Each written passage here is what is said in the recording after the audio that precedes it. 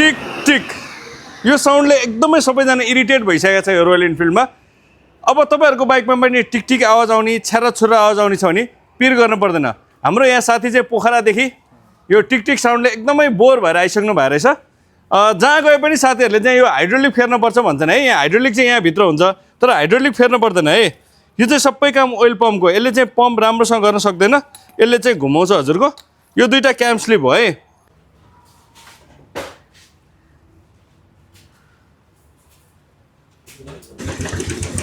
एकदमै ट्याक ट्याक ट्याक ट्याक ट्याक ट्याक आवाज आएर उहाँ चाहिँ एकदमै हैरान हुनुहुन्थ्यो।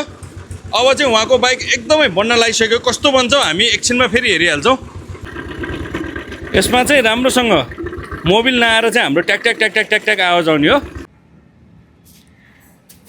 ट्याक्क उहाँको बाइक चाहिँ अब हामीले पुरै सरर बनाएर टल्काएर चम्काएर एकदमै नयाँ जस्तो बनाइसक्यौँ। कस्तो साउन्ड आउँछ अनि के भयो उहाँकै मुखबाट सुन्नु है त। अब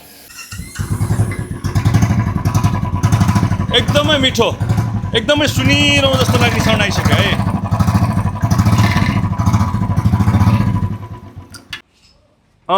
हेलो हजुर नमस्ते। नमस्ते। तपाईँको बाइकको साउन्ड सुनिहाल्नु भयो, कस्तो ल्याउनु भएको थियो थाहा छँदै थियो। हजुर हजुर। तपाईँ हाम्रो बुलेट सर्भिस सेन्टर बालाजुमा खुसी हुनुभयो त? एकदम खुसी छु। तपाईँको बाइक ट्याक ट्याक ट्याक ट्याक ट्याक ट्याक ट्याक ट्र्याक्टर जस्तै आवाज थियो, एकदम विभत्स थियो। तपाईँले खोजेको रोजेको जस्तै भयो। हजुर एकदम। तपाईँ हाम्रो सर्भिस चाहिँ खुसी हुनुहुन्छ? हुन्छ एकदम। जस तपाईँको बाइकको आवाज कस्तो थियो पहिला? मेरो एकदम धेरै आवाज आउने टेक टेक टेक टेक आवाज आउने, अनि अहिले चाहिँ बनेर रेडी भएपछि एकदम खुसी लाग्यो।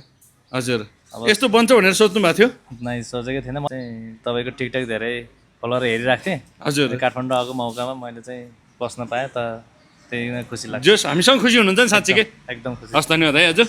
तपाईँहरू पनि यस्तै राम्रो सर्भिस चाहनुहुन्छ भने बुलेटमा एकदमै ट्याक ट्याक ट्याक ट्याक ट्याक आवाज आएर सबैजना इरिटेट हुनुभएको छ। धेरैजना साथीहरूको हामीले बनाइसकेको छौँ।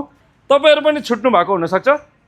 सर्भिस गर्न पऱ्यो, टल्काउनु पऱ्यो, चम्काउनु पऱ्यो, बनाउनु पऱ्यो, जे गर्नु पर्ने वान एन्ड ओन्ली वान देशकै नम्बर 1 बुलेट सर्भिस सेन्टर बालाजुलाई सम्झिनु होला है त। धन्यवाद हजुर सबैजनालाई।